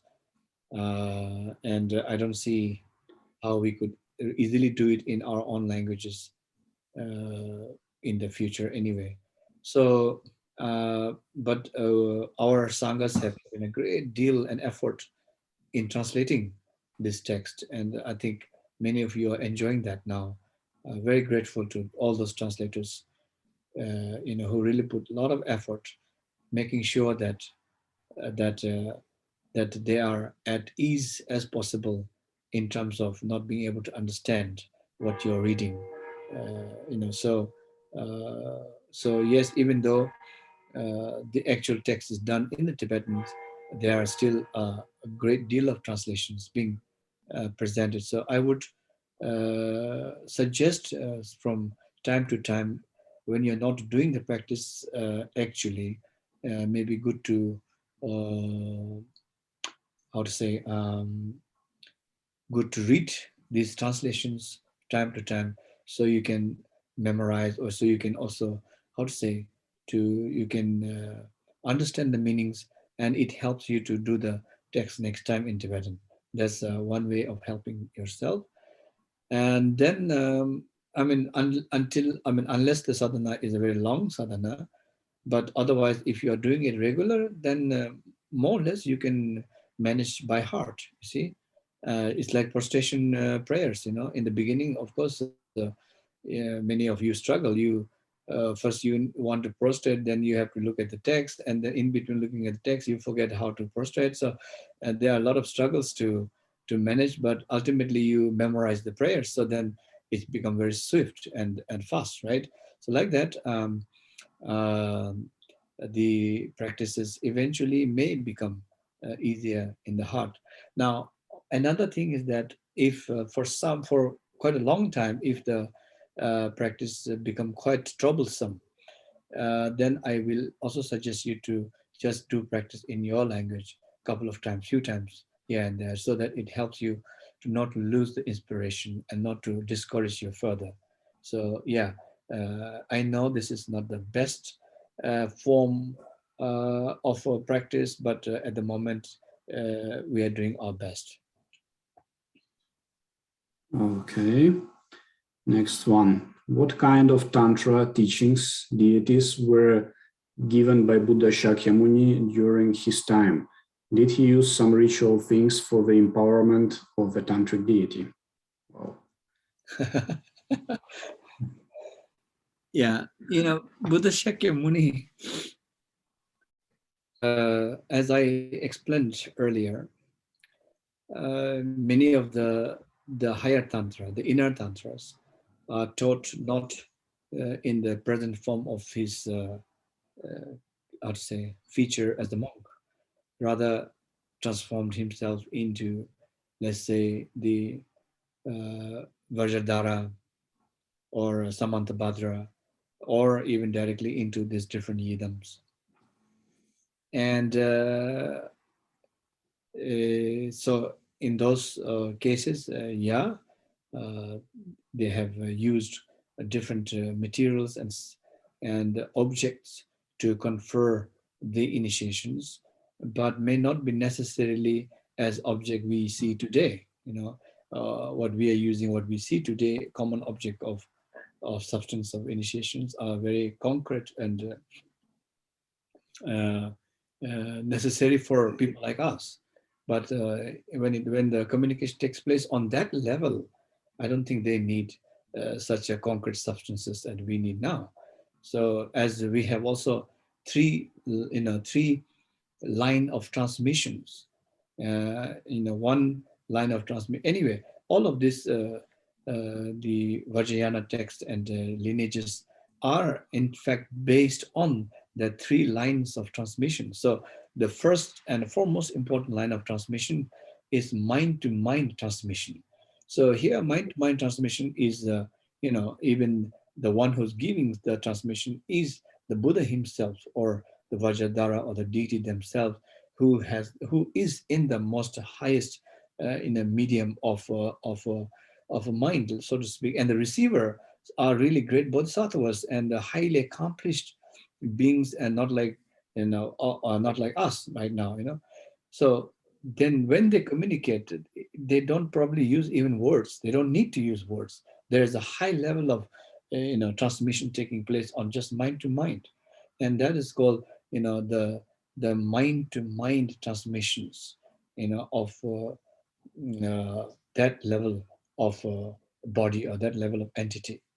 Then uh, mm, uh, and then, like, let's say, uh, from the uh, non-humans, uh, non-humans, highly developed beings, uh, superhuman beings, let's say, those don't have to rely on the normal form of communication we do. So it is taking place on a high level of mind communications. And then comes the another form of transmissions, which is now from the non-humans passing through the humans. Now, when it passes through the humans, again, the beginning ones, where the great masters like Sri Singha, Padmasambhava, Bimala Mitra, all those incredibly highly developed people, beings, and they probably also don't need it, the way of communication as we did. So their way of communication, form of transmissions, was more through symbolic, symbolism, like someone just showing something and you understood the whole meaning and you got it. You see, not like, oh, this is that, this is this, and still confused. Not like that. Even after explaining 100 times, we still have one more question. Not like that. So their way of communication is the symbolism, communicating, transmitting through symbols, uh, like that. And then the third level of transmissions is from Padmasambhava onwards here, you know, till our present teacher here. These are all the word-to-word transmission now. So this is the more coarse level of transmissions, where not just symbolism, or where not just the mind to mind, but also in words are transmitted, things like that. So now, right now, what we are looking at is really the most coarse level of transmissions taking place, which is our level of understanding. So yeah, there are different levels of communication and transmission taking place. So certainly, when the Buddha himself taught or transmitted those, tantras, definitely he or she didn't use the way of transmission of substance object that we use today. It's not required. Okay. Good. The next one. In Kyerim practice, should be one mantra as a main or leading mantra, or sometimes it can be changed. I guess maybe this question caused by example of Gesardrala Sadhana, where we have 3 mantras. Yeah. Yeah.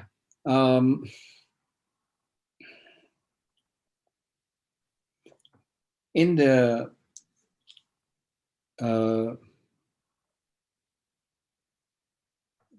general body of sadhana's practice, consisting of a deity and consisting of mantras, usually the mantras have 3 different aspects.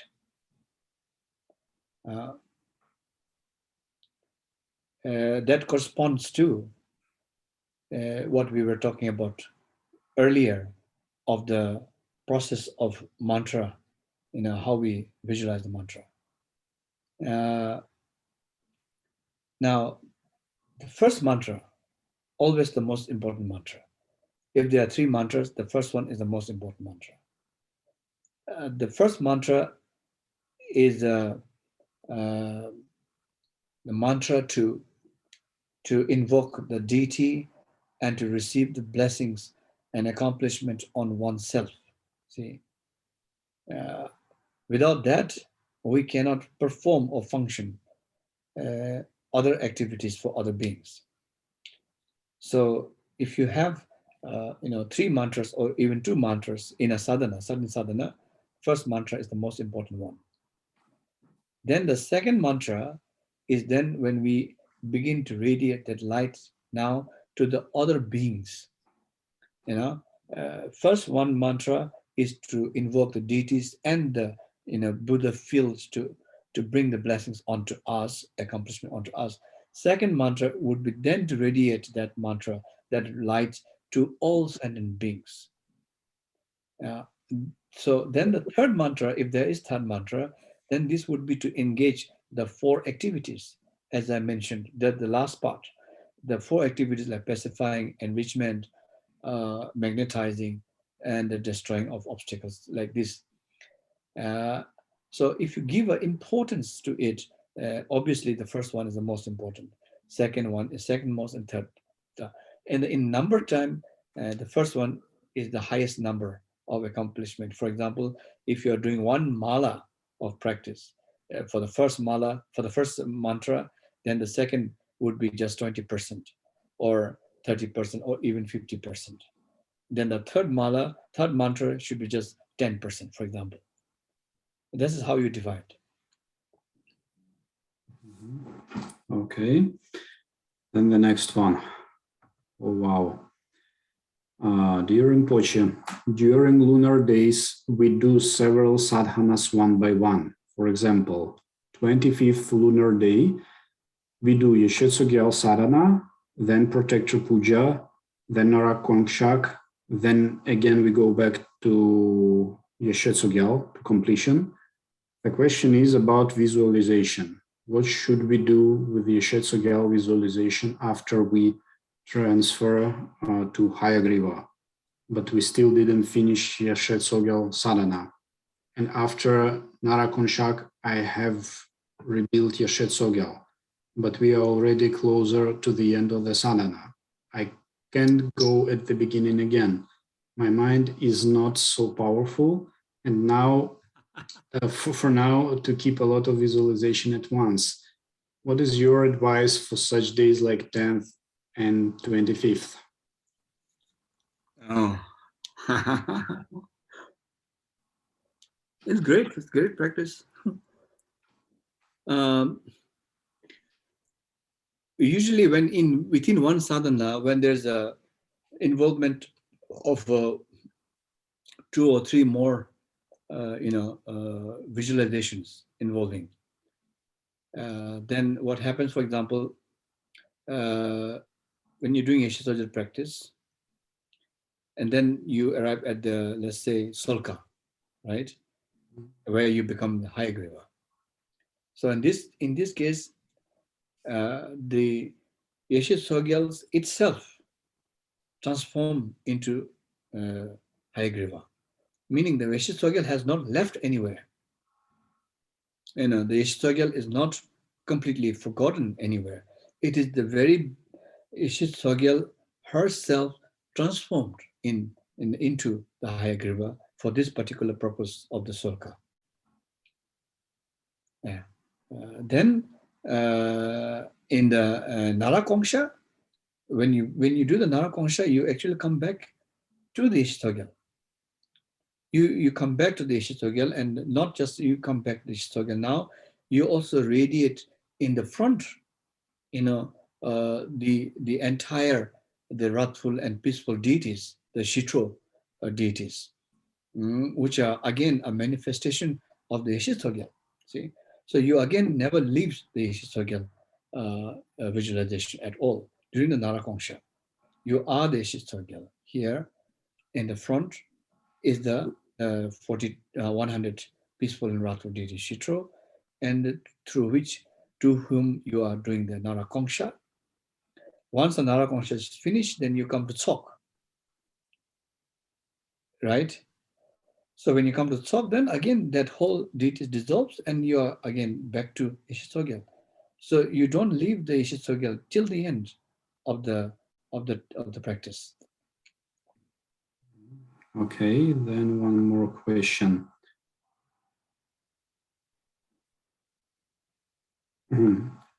How can we understand that the deity is completely invoked when we are sending light to it? Yeah, that is, I think, a timing based on some kind of feeling, I would say. There's no exact, clear indication by the deities themselves, but more to do with your feelings of how you radiate the light and how you feel the deity being completely opened and invoked. That's your sense of feeling that has to time that, or now the deity is fully invoked, that it's now beginning to send its blessings to me. So it really has to be on the, at least in the beginning, has to be timed out on the basis of your feeling. Then on the long run, it might spontaneously happen. It happens. Okay.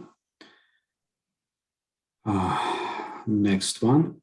Question about spinning mantra. When we visualize mantra spinning clockwise in the heart of deity and in our heart, it's also spinning clockwise. Should it once become united, I and deity, or we should keep it in mind separated in front of us? In some practices, Guru Rinpoche appears from syllable whom, and in other from syllable Hari. Could you please explain what is the difference? Okay, that's one person. No, when you are engaging in the moment of a mantra practice, there is on a very relative level, there's still a sense of deity yourself and the deity in the front. That has to be maintained, and then that the syllable in your heart and syllable in the deity's heart and the malas surrounding that also has to be maintained like that. Then somehow at the back of our mind, somehow we have an understanding, we have the view that we are actually not separate. You see, that the view is always there, that though for the practice purpose, in order to receive blessings and purifications, we have to have myself as the deity and the deity as in the front, as seemingly separate, but in essence not different from each other. That view must be maintained. Then, in the end, even that the deity in the front dissolves into you. You know, that is the last end part of the sadhana. Into you, and yourself also dissolves completely into light, into the oneness. So ultimately, end of the practice, there are no separation of myself and the deity continuing all the time. There's a sense of oneness, the sense of you know dissolving into each other and essentially mixing water with water.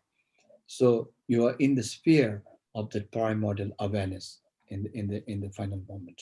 So that is yeah thing. And then, yeah, in some sadhana, there's a hung, some sadhana, there's free for Guru Rinpoche practice. I think it's more to do with the different dharma teachings discovered by different tertans, and some may have a particular, mantras, a symbol as hung, but most of the time is free, most of the time. Mhm. Okay. But we are out of time. So how many questions we have left? Yeah. After, I want to make one announcement and then we can finish, I guess. So please let me know how many questions more. Okay. Yeah. Continue. Okay. How to use the mirror in Kyerim practice? I have heard that there is such technique. Could you tell a few words about this, please? Mirror. Mirror, yeah, in Kyerim. Is it used?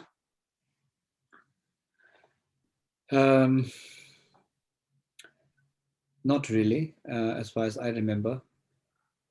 We don't actually use it during the Kyerim practice of the mirror, because the mind is the mirror at this point. The mind has to visualize everything and not the mirror has to do the job. You don't want to see your face in the mirror anyway. But then there are on the Dzogchen practice of introduction to the state of mind where you use mirror. That's another thing. Yeah, that's not visualization. That is the pointing out to the nature of mind. Two different things. Okay. Okay, 2 questions left. Deity in front of us, is it our reflection? Yeah, absolutely. Okay. Then are there short versions of daily practices, daily sadhanas? They are always, I mean, the practice we are doing in Europe and the rest in the West is mainly the short sadhana. We never do very long ones, first of all. It's mostly short sadhana, but yes, there are even shorter sadhana. There are difference between the sadhana and a daily practice. There are two, sadhana usually refers to the larger, more bigger volume of practice, which is normally what we do. Then the daily practice is very, very concise, maybe one page even. We have, I think, for most of our practices that are being done now in West, we have a shortened, concise practice to that also. Yeah. Okay, that's actually all. So, Rinpoche, thank you very much for your time. And could you finally give Lung on the Chenrezig mantra, and then I want to make final announcement, okay? Yeah, okay. Yes, is a very appropriate mantra Lung, particularly in this time of war and destruction of life and suffering. So yeah, certainly I will just join me in my thoughts and prayer to all those who are in this terrible situation and who have also died with the mantra Lung of Chenrezig. may they all also be freed from sufferings.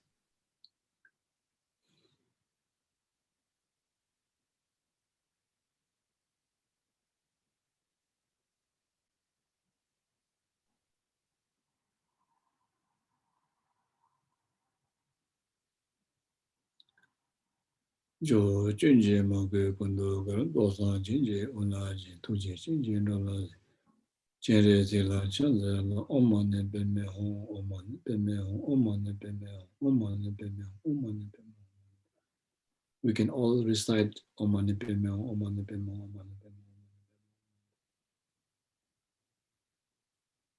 Omane Beme Omane Beme Omane Beme Omane Beme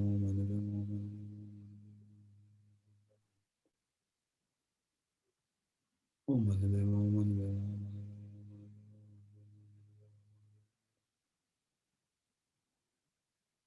Omane Beme Omane Beme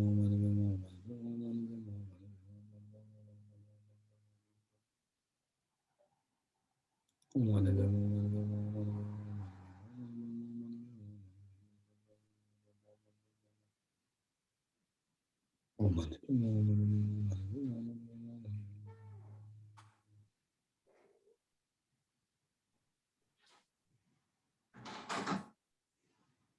Omane Beme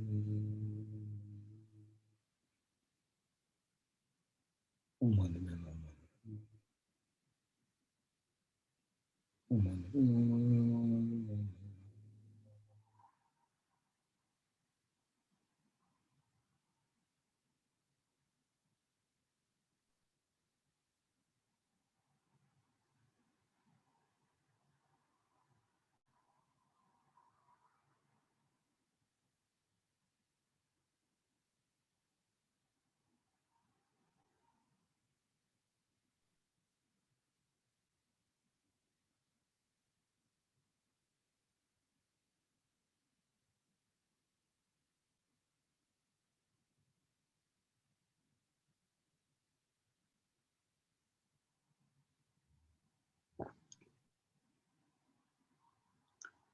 Omane Beme Omane Beme Omane Beme Gewandi Jorda Jere Zewa Tuchun Roa Chijamale Bate Salanga Basho Chancho Simcho Rimbo Mache Panam Chiju Cheba Nyambane Kone Gondo Pewa.